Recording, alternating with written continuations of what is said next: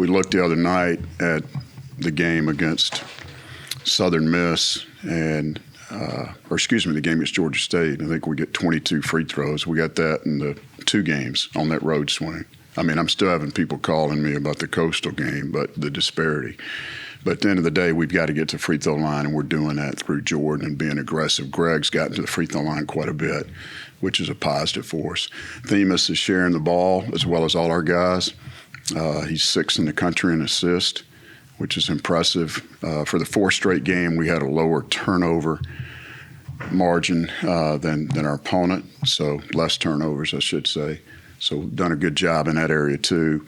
And we're nationally ranked in effective field goal shooting, 3-point field goal shooting, and field goal shooting. We're all nationally ranked in the top 50 in those categories. So we just got to keep playing, getting better, take every game as it comes. We got a tough one coming up on Thursday at ULM, and we know that they'll be ready for us, and it's a big game for them. They're 3-1 after being picked low in the conference, just like Southern Miss. They're both 3-1, Georgia Southern also. So it'll be a challenge in Monroe, but we're looking forward to taking it on. And as Matt said, the game's at 6:30, and then we'll bus down to Mobile on Friday and play Saturday afternoon at 3 o'clock against USA. Talk about the matchup with ULM. Just what have they been doing well, and how does it kind of match up with y'all? They struggled in non-conference. They lost one of their better players, an all-conference preseason pick to a knee injury in December. And they've come out in conference. The first road game was, like us, was on the road. The first conference game was at Texas State, and they shoot 24% and win the game just through toughness and making the game ugly, something that Keith does a really good job of, always very tough. And they'll play extremely hard, and they win that game shooting 24%. They have to bus all the way to Jonesboro, and they go up there and shoot 12 for 21 from 3. And we've done that here. You guys have seen it. I mean, that'll separate a game and win a game for you, especially on the road. So they're playing better. Then they beat Georgia State, lost to Southern Miss. But they're playing better, Kevin. Their rotation, their guards are playing better, LaCour and Blackman. And their rotation has really been cut down, and they're only playing 6 or 7 guys. Is there something that you guys have learned or picked up from the sweep this weekend that you hope to take and continue on as you head back on the road? Yeah, just we've got to play better. We've got to continue to improve and share the ball. And Dan and I were talking about a minute ago, be adaptable to the game. The game changes, the way it's called changes throughout the 40-minute period. We just got to continue to keep adjusting and make shots, play good defense. It's really a simple game. Coach, those 2 wins at home, and not just 2 wins, but 2 wins where you played well, what does that do for a team's confidence heading back out on the road? We talked about confidence a lot last week, Matt, and we said that preparation fuels confidence, and then preparation can be your separation too. It's an old Peyton Manning quote. So I think that's been a big part of it, but we're shooting the ball with confidence. I feel like we're in a good place, and we just have to continue to get as many games as we can, and then we'll add them all up at the end. Coach, you talked about adaptable during the game. Is that easier for the older guys than maybe some of you've got a lot of older guys. Does that play into that? I think so. We've got a good group. They understand each other, which is important. They understand the game plan, how we're going to defend people, how we're going to attack people. So when we get thrown a curveball, which we haven't many, our guys have done a really good job scouting. Our assistant coaches prepare a great game plan every night. So we're not thrown off too much, but you always have to be ready to adjust in the middle of the battle.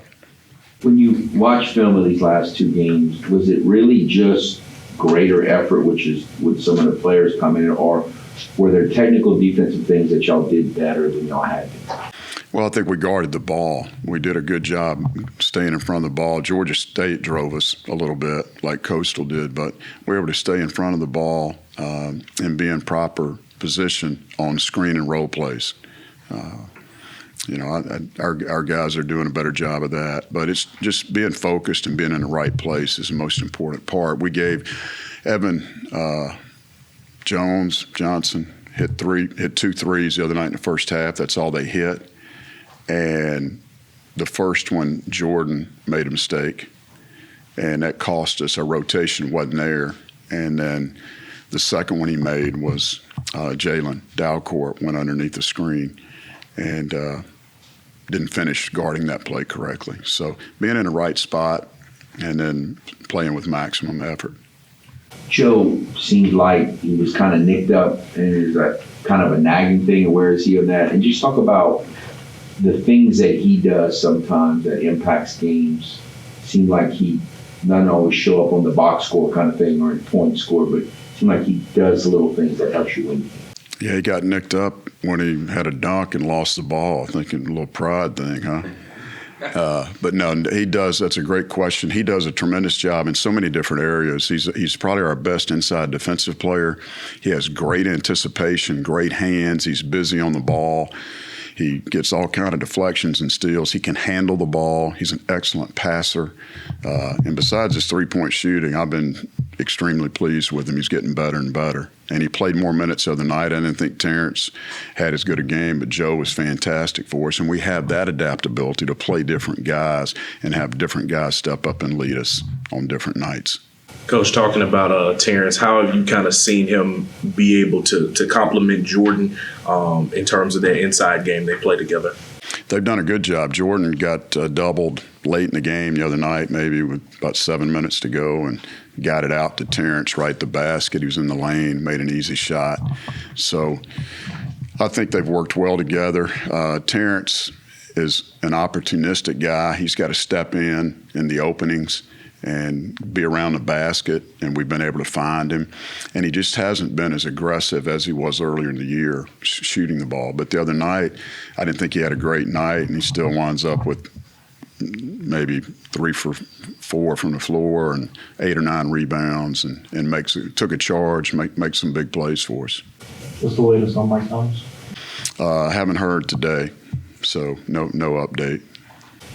Isaiah gave you a couple minutes. Is his playing time going to be basically matchup-wise, like the kind of team you're playing, or can you consistently try to get him, 4 or 5 minutes here and there just to spell?